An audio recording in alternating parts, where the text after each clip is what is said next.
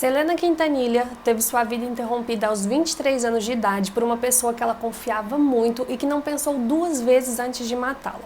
Selena era uma artista fenomenal e eu vou contar a sua história hoje.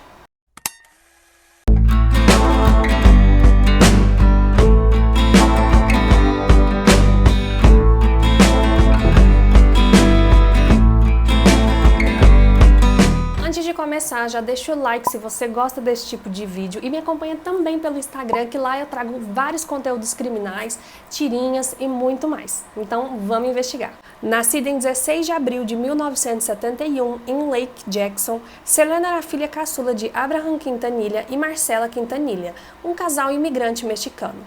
A artista cresceu em um lar humilde e desde cedo demonstrou interesse pela música, motivo pelo qual seu pai investiu em sua carreira musical. Isso é uma coisa que já chama um pouco a atenção, porque o pai da Selena, o Abraham, ele já tinha um histórico com a música, ele tinha uma banda que chamava Los Dinos, mas ele acabou tendo que ir para o exército e largou a banda, depois ele se casou e teve filhos e aquele sonho ficou pausado. E ele acabou se projetando nos seus filhos, não dando folga para eles. Aos 8 anos, Abraham fundou a banda Selena e Los Dinos, que era composto por Selena, seu irmão mais velho e sua irmã do meio. Nessa época, eles começaram a tocar no restaurante recém-inaugurado da família, no Texas, que era sua única fonte de renda. Mas, em decorrência de uma crise financeira, a família Quintanilha acabou indo à falência e o restaurante fechou as portas. Com isso, eles perderam a única fonte de renda e tiveram que recorrer a um tio da Selena. Eles acabaram se mudando para a cidade de Corpus Christi e morando em um cômodo só por muito tempo. Com o passar do tempo, fazendo shows pequenos e recebendo muito pouco por aquilo, a banda enfim começou a crescer.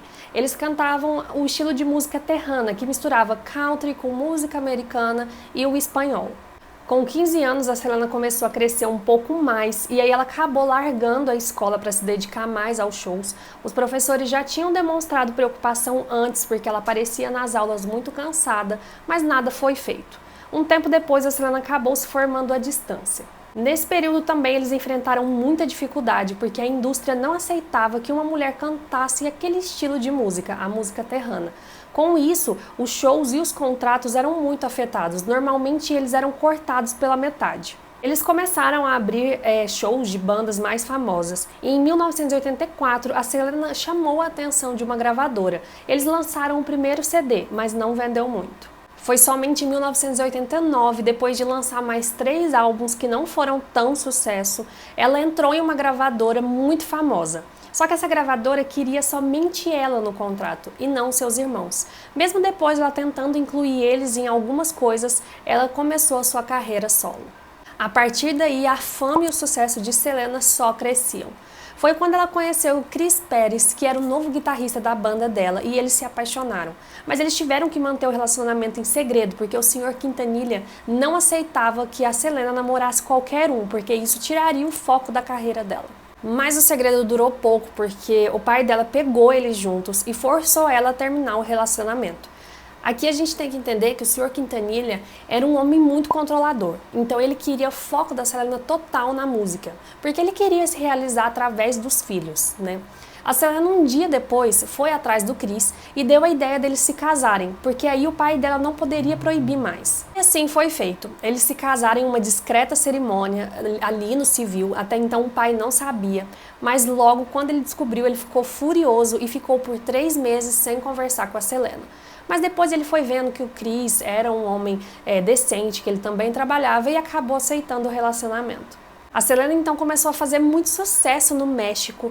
O seu pai escrevia as músicas como na infância em espanhol e em 1994 ela estourou de vez com o álbum Amor Proibido, que vendeu mais de 1 milhão de cópias. Ela acabou assinando um dos contratos mais rentáveis da época, que era ser garota propaganda da Coca-Cola, então ela estava em todo lugar. E a partir daí, a carreira dela só decolou. Ela acaba se cansando um pouco do controle do pai, porque ela vê que ele estava realizando muitos sonhos dele e ela não tinha esse total controle da vida. Ela tinha alguns desenhos de roupas que ela fez quando era criança ainda, e ela tinha o sonho de montar uma boutique.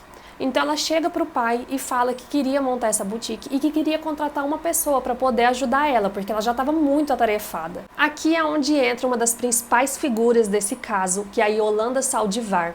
Ela era uma enfermeira mexicana e se dizia muito fã da Selena, ela estava em quase todos os shows, ela ficava no camarim querendo ver a Selena e ela ficava pedindo para a equipe da Selena para poder trabalhar com eles. Ela era presidente do fã-clube da Selena, então ela fazia ali alguns processos administrativos muito simples, mas ela falava para eles que ela tinha uma experiência grande com a administração, o que no final não era verdade. O pai de Selena então fala para chamar essa fã, a Yolanda, mas sem pagar nada. A Yolanda acaba aceitando e começa a trabalhar com a Selena. Com o tempo, elas começaram a se tornar muito amigas.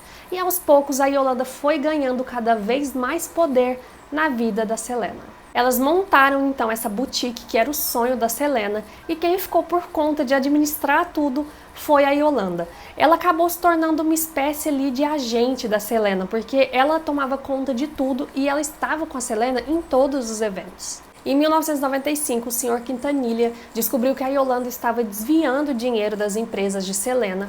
Ele descobriu por meio de cartas que os fãs enviaram para ele, falando que eles tinham feito a assinatura do fã-clube, mas nunca tinham recebido nada em troca, e esse dinheiro também não estava entrando na empresa. A Selena também descobriu que quando ela virava as costas na empresa, a Yolanda maltratava os funcionários. Em março mesmo, eles se encontraram com a Yolanda e acabaram demitindo ela, mesmo ela negando que não tinha feito nada daquilo. Dias depois, a Selena acabou discutindo feio com a Yolanda pelo telefone, mas ela não queria perder a amizade da amiga, ela ainda estava um pouco cética sobre aquilo. Então, no dia 30 de março, a Selena vai se encontrar com a Yolanda no hotel que ela estava hospedada.